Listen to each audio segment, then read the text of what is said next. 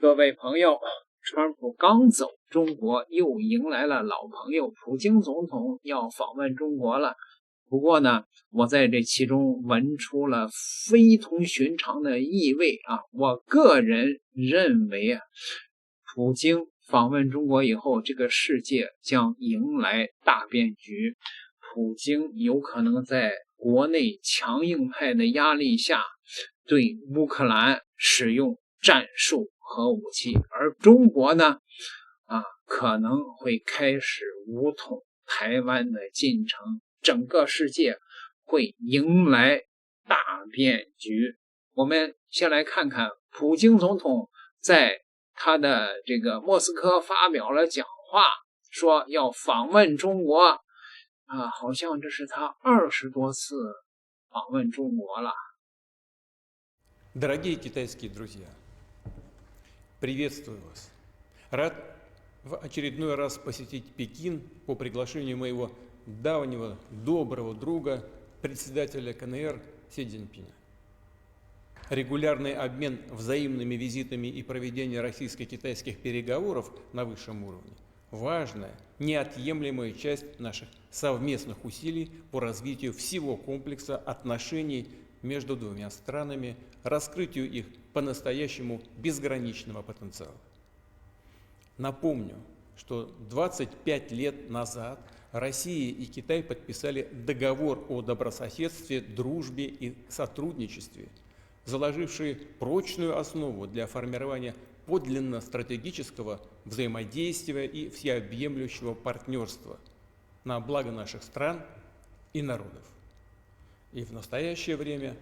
российско-китайские отношения достигли действительно беспрецедентного уровня.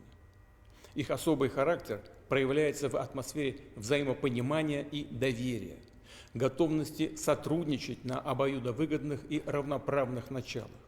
вести уважительный диалог, оказывать друг другу поддержку в вопросах, затрагивающих коренные интересы двух стран, включая защиту суверенитета и государственного единства. Россия и Китай уверенно смотрят в будущее и активно развивают контакты в политике, экономике, оборонной сфере, расширяют гуманитарные обмены, поощряют межчеловеческое общение.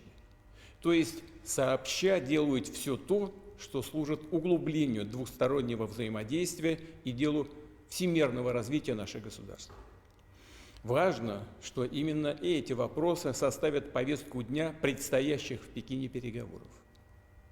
Искренне ценю настрой председателя Си Цзиньпина на долгосрочное сотрудничество с Россией.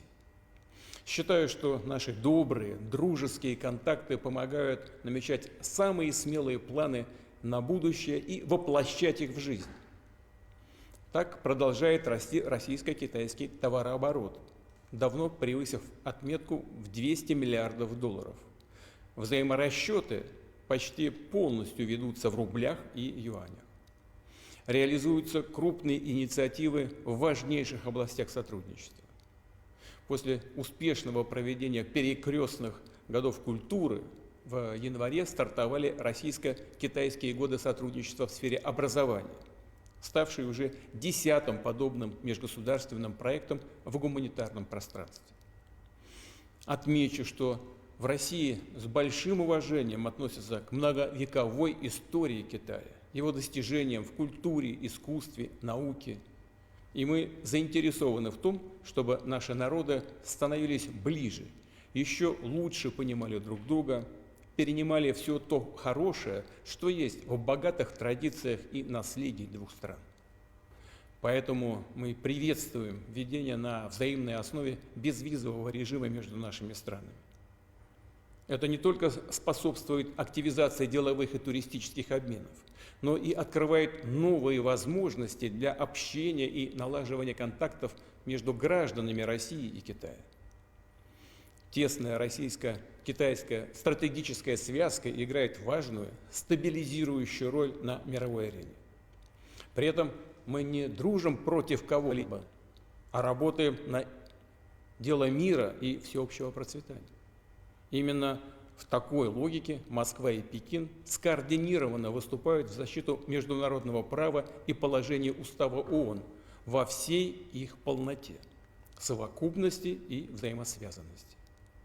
Поддерживают активное взаимодействие по линии ООН, Шанхайской организации сотрудничества, БРИКС и других многосторонних структур, внося весомый вклад в решение насущных, общемировых и региональных проблем. Уверен, что вместе мы будем и далее делать все возможное для углубления российско-китайского партнерства и добрососедства ради динамичного развития двух наших стран и благополучия наших народов, в интересах поддержания глобальной безопасности и стабильности. До скорой встречи в Пекине. Благодарю вас за внимание. 各位还记得我若干年前对于俄烏戰爭的這個預判嗎？在戰爭打響的第一天，我就明確地告訴大家了，我說俄羅斯的國力，它的進攻攻勢只能維持最多1年半，結果到了第10個月的時候，整個的戰爭就陷入了僵局。不是俄羅斯不行，而是俄羅斯在跟北約33國幾乎整個西方在作戰。俄烏衝突的前線呢，最近呢進入了連排一級的小規模爭奪戰，勝負呢仍然難解。但是呢，烏克蘭利用無人機在過去幾個月在前線取得了創紀錄的戰果，深入了俄國境內，打擊了14個州以及莫斯科周邊地區，擊中了煉油廠等關鍵的基礎設施。俄羅斯戰略界的焦慮情緒快速的蔓延，曾被主流輿論默認為常規作戰框架，正在被越來越多的資深學者、前高層官員所質疑。一批具有深厚專業背景的專家公開呼籲，應跳出既有的戰爭規則，動用包括有限核打擊在內的超常手段，打破當前的消耗戰的困局。這些並非是邊緣極端人士的激進言論，而是來自於俄羅斯外交、軍事、科技領域核心圈層的聲音，其背後折射出的是戰略界對局勢持續惡化、國家正逐步拖入深淵的深切的擔憂。老牌的俄羅斯戰略學者呼籲不能再做溫水煮的青蛙了。這批呼籲超常手段的專家中，最具分量的當屬俄羅斯外交與國防政策委員會的主席團名譽主席謝爾蓋·卡拉加諾夫。這位是曾經推動俄歐關係緩和的老牌學者，如今正成為有限核戰爭的公開的呼籲者。其態度的轉變是俄羅斯戰略焦慮的最直觀的體現。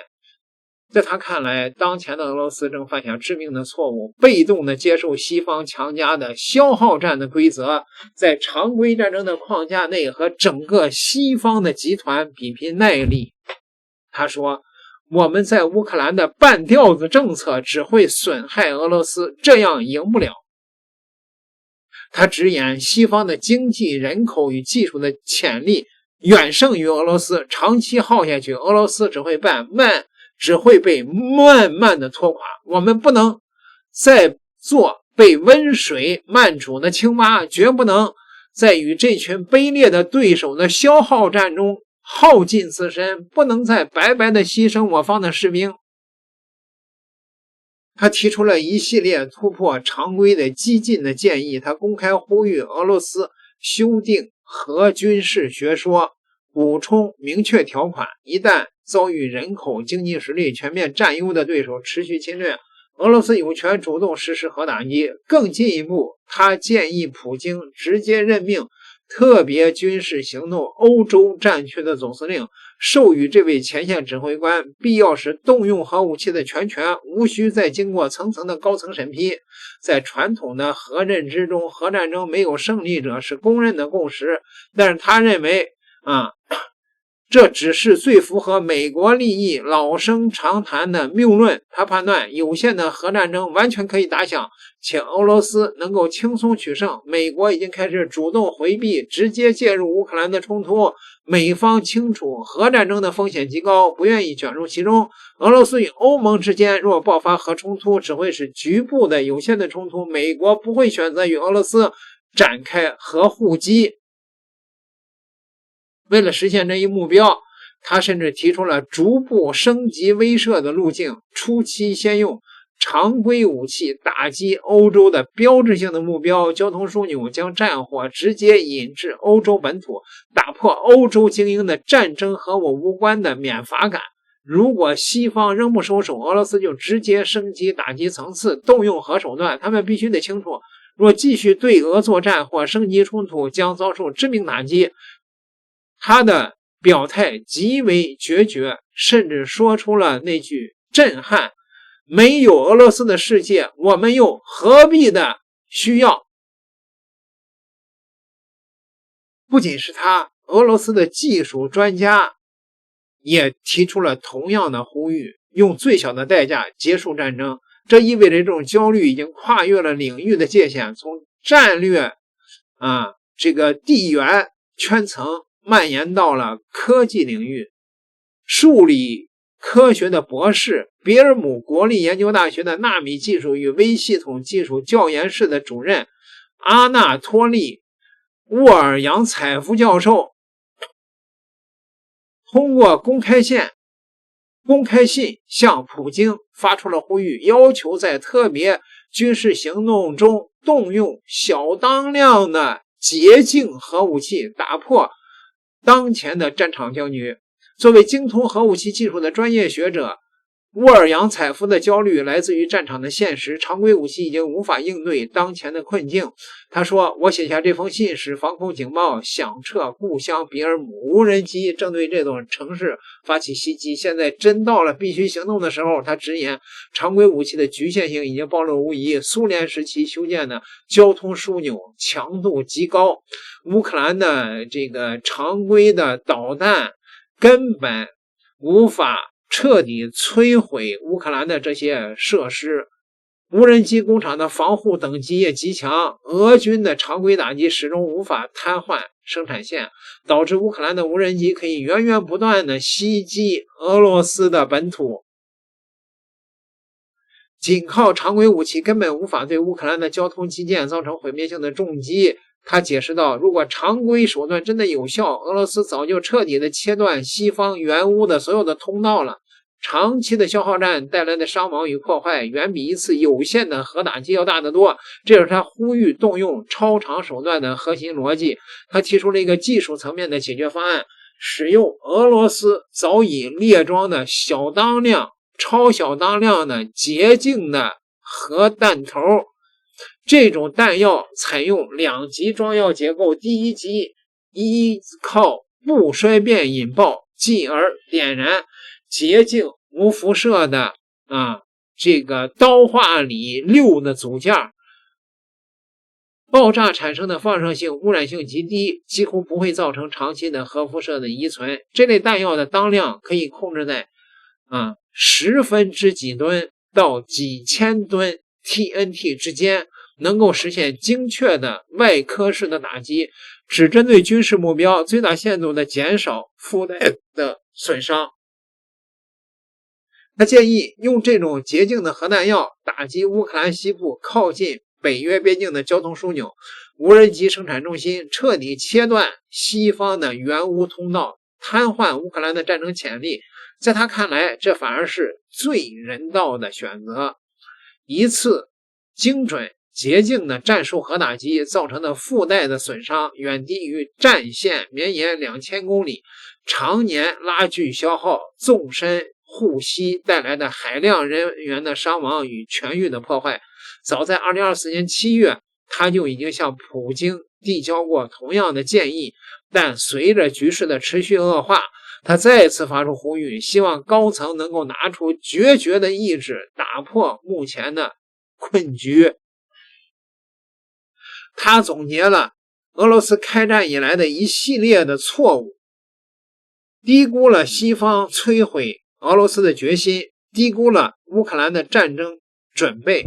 更關鍵的是沒有能夠充分的運用1940年到1950年代蘇聯人民飢餓與匱乏勒緊褲腰帶換來的最強的武器核威懾。他認為正是俄羅斯長期對核手段的克制，讓歐洲的精英變得有恃無恐。如今的歐洲各國已然喪失理智，最危險的是歐洲國家如今完全不再懼怕俄羅斯，這種恐懼的消失才是西方敢於持續加碼援助烏克蘭，甚至直接介入衝突的根源。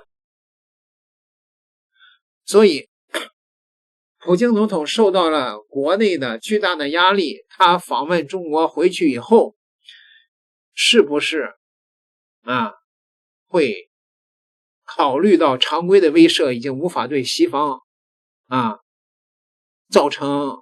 震撼，無法讓西方退縮，常規的戰爭也無法快速的結束衝突，長期拖下去，俄羅斯的經濟、国力、民意都會逐步的耗盡，因此他們才会不惜觸碰核武這個終極的殺器，來用最極端的方式打破目前的僵局，避免國家被這場漫長的戰爭拖垮呢？朋友們，你們說完全有此可能吗？而普京這次來中國談的肯定也包括美國的川普既然已經表態了，那中國對於台灣問題是不是要盡快的解決了？普京說我要用核武器，你要解決台灣，美國會袖手旁觀，這個世界會不會迎來重大的變局呢？朋友們，歡迎你留言討論，點個訂閱，咱們下期再聊。